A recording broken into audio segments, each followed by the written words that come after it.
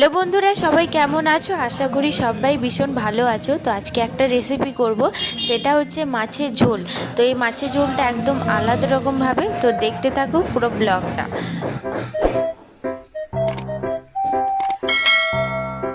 মাছের ঝোলটা বানানোর জন্য এখানে জিরে নিয়েছি, গোটা জিরে, একটু গোলমরিচ আর শুকনো লঙ্কা। ওই তিনটেই ভালোভাবে আমি ভেজে নেব। দেখো, এখন যে উঠেছে না মাছটাকে কি করছে না, কাঁচা যে মশলাটা ওটা ম্যারিনেট করে ভাপিয়ে দিচ্ছে বা তেলে ফ্রাই করে দিচ্ছে, এরকম টাইপের এখন উঠেছে মাছের রেসিপি। তবে না, আমি একটা কথা বলি আপনাদের সব সময়টা, আপনারা দেখবেন ওই যে কাঁচা জিরেটা মানে নর্মাল জিরেটা, ওটা না ভেজে এরকম বেটে আপনারা রান্না করো, ওটা কিন্তু না একটু টেস্টটা বেশি আসে না।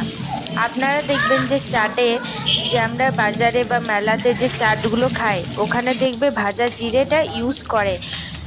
কেন ইউজ করে? ওটা কিন্তু ভালো লাগে খেতে। তো ওইভাবে কিন্তু আমি রান্না করি, তো খুব ভীষণ ভালো স্বাদ আসে। তো এটা আমার মা শিখিয়েছে। তো আপনারা অবশ্যই এইভাবে বানিয়ে একবার দেখো। আর মিক্সিতে তো সময় লাগেই না। আপনারা যদি শিলে বাটো, তো ভাজা জিরেটা, ভাজা শুকনো লঙ্কাটা এমনি নর্মাল কিন্তু সহজেই, বেশি দেরি লাগে না, বাটা হয়ে যায় দেখবেন ভাজাটা। তো এইভাবে বানাবে, খুবই ভালো লাগবে আর খেতেও টেস্টি হবে, আর খাটালিটাও বেশি হবে না। তো ওই আর কি। তো এখানে না আমি মাছ নিয়েছি, এটা একদম টাটকা মাছ। এই মাছটা কি নাম আমি না ভুলে গেছি, আমার নামটা বেশ ছিল। তো যাই হোক, ওই মাছটার মধ্যে লবণ হলুদ বেশ ভালোভাবে মাখিয়ে নিয়েছি। আর কটা বেগুন দেবো, বেগুনটা ভালো লাগে বেশ খেতে, তার জন্য বেগুন দিচ্ছি। তারপর মাছটা যে ছিল সেটা লবণ হলুদ তো মাখিয়ে রেখেছি, ওটা লাল করে ভেজে নেওয়ার পর তুলে দিয়েছি।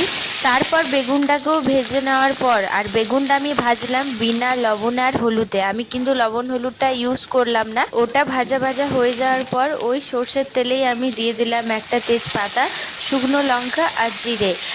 আর আমি কিন্তু একটু সর্ষের তেল দিয়েছিলাম, ইউজ করেছিলাম, সেটা আমি ভিডিওটা নিইনি। তো ইউজ করে দেবেন যদি কম থাকে।